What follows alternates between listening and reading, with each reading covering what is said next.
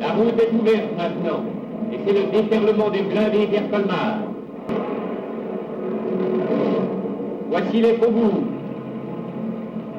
Et voici enfin Colmar, libéré, la dernière grande ville que tenait encore l'ennemi. Une population joyeuse acclame ses libérateurs.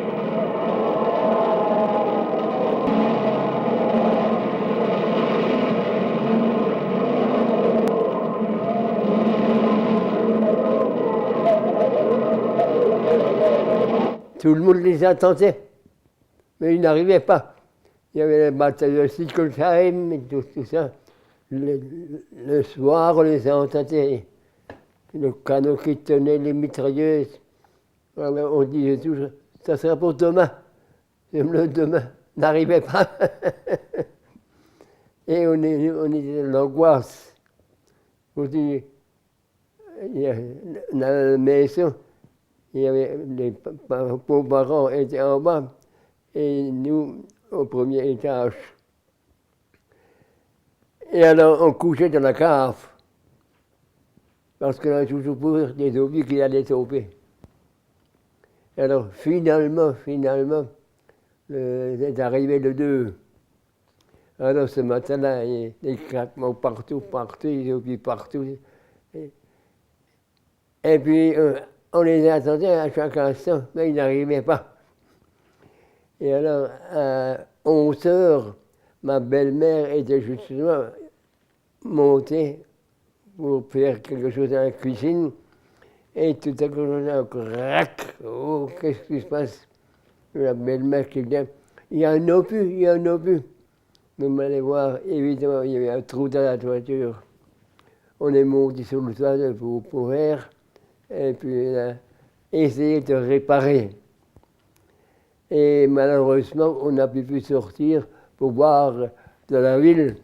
Il fallait être sur le toit. Mais c'était très, très mouvementé. Et je vous dis, avant, avec les cartes alimentation, tout ce qu'on avait, c'était... Ils sont avancés la route de Strasbourg, et là, le premier char a été touché par un Panzerfaust. Et celui qui conduisait était mort. Mais à part ça, il n'y a pas beaucoup de morts. Heureusement. Les chants sortaient de partout. Et ils criaient tous. Bravo, bravo, bravo, bravo. Les rues étaient pleines de chants, pleines. Même les petits enfants, les bébés, tout sortait. Et vous vous rendez compte, après 4 années d'oppression, maintenant, on respirait de nouveau. C'était quelque chose. On se rappelle toujours. C'est comme. Et malheureusement, ça tartait. On a vu le premier char qui débouchait de la rue du Lockelbach, et puis il s'est arrêté là. Ça, c'était le mot solennel où nous, on les a vus.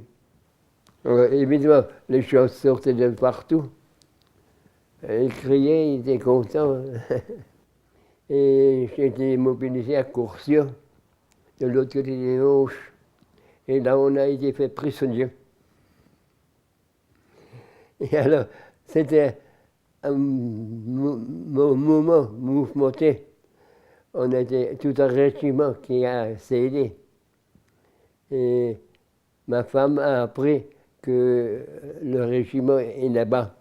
Et elle a pris sa bicyclette, il est venu à notre rencontre. Et puis le beau-père aussi. Et c'était un homme qui était débrouillard. Alors lui, il est revenu avec la voiture. Et il m'a dit, Ernest, tiens, mets ce manteau et mets-le au volant. Alors, je me suis mis au volant et on a dépassé les prisonniers, les camarades. Heureusement, le garde, il n'a pas remarqué. Il a même klaxonné pour faire par là. On a passé. Je suis resté au volant Et alors, il fallait se déclarer, et sous peine de mort. Toujours, tout était sous peine de mort. Alors, il me donnait une fiche, comme quoi je suis alsacien. Et puis, il me donnait, je crois que c'est 50 marques ou quelque chose comme ça, pour pouvoir vivre. Et alors, la vie a commencé. Une drôle de vie. Et il y avait une chose, ça tout le monde a remarqué, ils ont amené l'ordre avec eux. Ça, il faut le reconnaître. Dans l'administration, surtout, l'ordre. Mais il y avait aussi plus de liberté. La liberté s'était envolée. Et le Gauleiter, qui était là pour faire les discours, c'était germanisé. Et tout le monde devait faire partie d'une formation.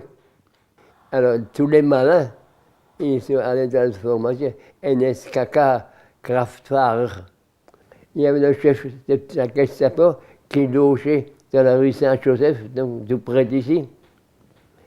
Et hein, tout le monde avait peur de lui. Eh bien, écoutez, ce qui me reste en mémoire, c'est qu'il y avait de l'ordre. Ça, il faut le reconnaître. Il y avait de l'ordre, mais sous poids. Et après, la liberté.